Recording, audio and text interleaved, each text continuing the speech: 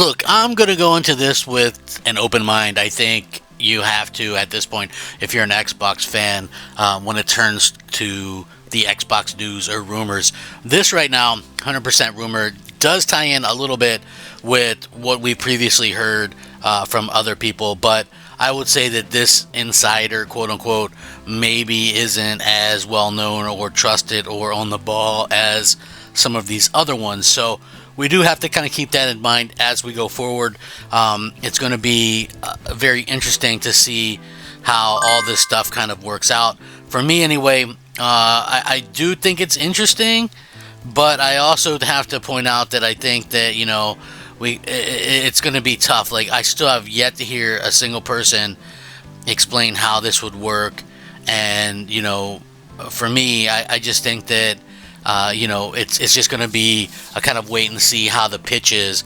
And, I'm sure a lot of you guys will probably be very much the same way. Or, again, I'm sure there's going to be a lot of Xbox fans that are like, this is ginormous, megaton, I'm not there, but, we'll see what happens. Hey, everybody, I'm Crap Gamer. Crap Gamer Reviews, back with another video. Thank you so much for joining me. Please like the video, share it out, subscribe. I do daily gaming content, so if you guys are looking for, somebody that does fun content on the daily, fun yet informative, you found him. I like to give my opinion on these things. I know some people like that. I try to put something out every day. Unfortunately, not always, but, hey, here we go. Now, this was interesting because, according to this, the next Xbox, and like I said, this has been rumored before, but this is a new report, features Steam and Epic Game Store.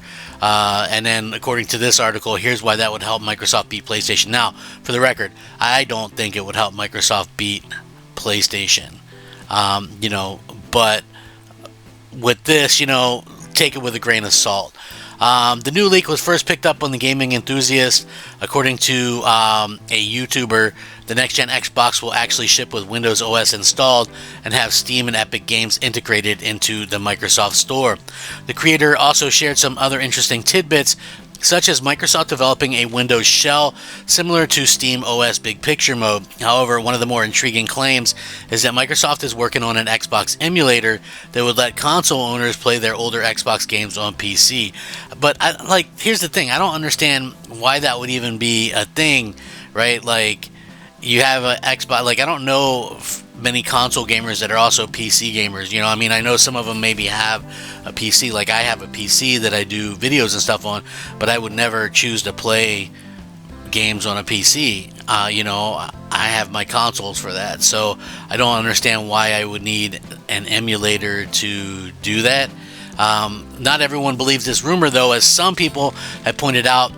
This person has gotten rumors about the Nintendo Switch wrong and other things in the past. Even the content creator himself admits these aren't 100% confirmed. What makes the latest leak interesting, however, is that several prominent Microsoft insiders have been hinting over the past year that the next Xbox will essentially be a PC, which this leak certainly lives up to that concept. Regardless of whether it's true, this article wants to point out to the larger conversation. If Microsoft wants to compete with PlayStation, they should absolutely move further towards turning Xbox consoles into a true gaming PC. Integrating Steam and Epic Games into their console would be the perfect step in that direction. But here's the thing real quick. So if you turn it into a PC, then that's not what console gamers want. Console gamers want consoles, plug and play, that kind of stuff. So that's a little bit of a weird thing. So I've never heard anybody yet, because again, we've heard Jez, we've heard Tom Warren, we've heard a lot of these places and people talk about, PC, it's going to be more PC-like. But in my opinion, PCs are open boxes. You don't pay to play online on PC. So how would they, okay, here's this gaming PC that's called an Xbox, but you still have to pay to play online?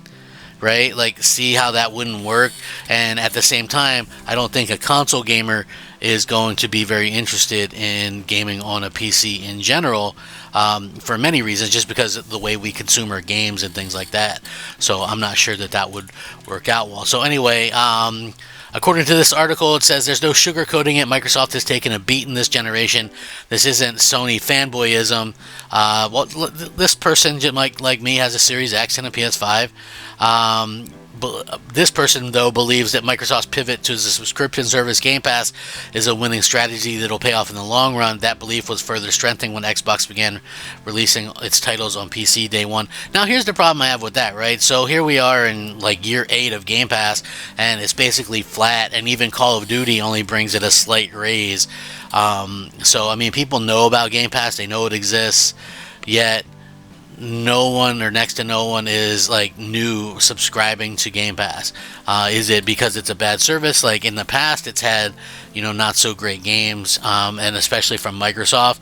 But I think this year, if you can't get some heavy growth in this year with the releases that they've had, then, you know, I don't really know what to say at this point, you know, because realistically, Microsoft has, you know, they've killed it from the first party perspective. So, you know, the way that I'm kind of looking at these things is just like, hey, well, we'll take it kind of one step at a time and see if that can help.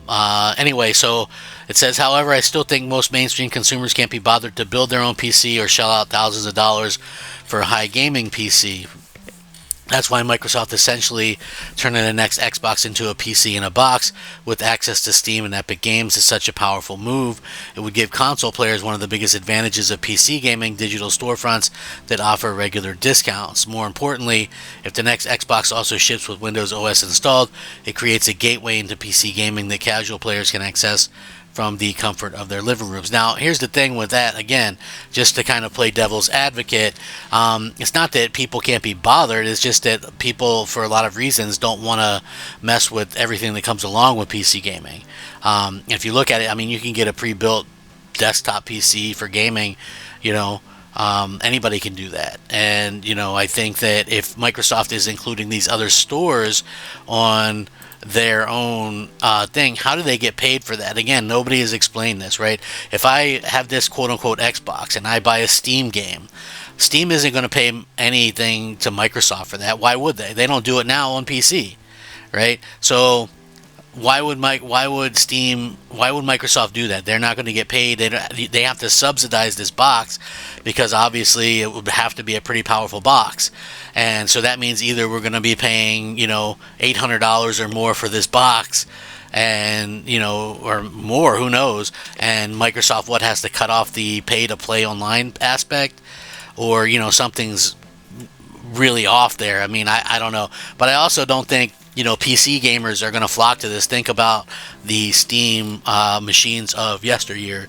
Valve released Steam machines and they utterly failed, selling less than 1 million units all time. So, again, when you look at these things, and you can even look at, like, things that people look at as a success, right?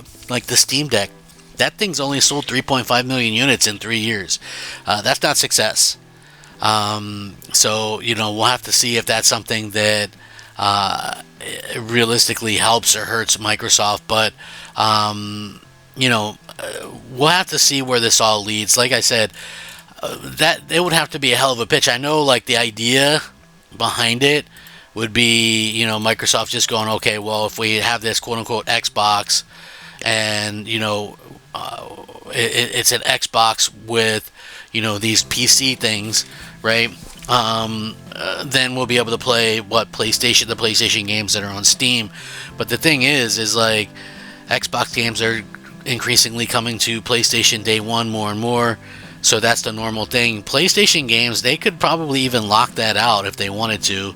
I don't know why they'd want to, because I don't really see a ton of adoption for the next Xbox, simply due to, you know, I just think that the fact that Microsoft doesn't have anything exclusive. But I do think that it's a little bit premature to sit there and go, oh, well, nobody wants consoles anymore or anything like that, especially when you look at, you know, the Nintendo Switch, 155 million sold or whatever it is, and the PlayStation 5 on target for 100 million sold by the end of the year. You know, I think it's like the only one that took a step back is Microsoft, and I think a big part of that is because they have poor strategy, poor leadership, and, you know, just the idea that they don't really keep people in the loop or anything. I mean, they finally have some good games, but it's like, at what cost, to be quite frank about it. So, you know, I don't know. We'll see. What do you guys think about this? Would you be interested in a PC that's just slapped with the label of Xbox. I think this is a topic worthwhile. Would this have any kind of implication on, on Sony? Do you think Sony would be afraid of this? Do you think it would help Sony, win the console war overall? I mean, basically, to me, it would be Microsoft giving up the generation and hardware. So, anyway, rack 'em up. Crap Gamer out.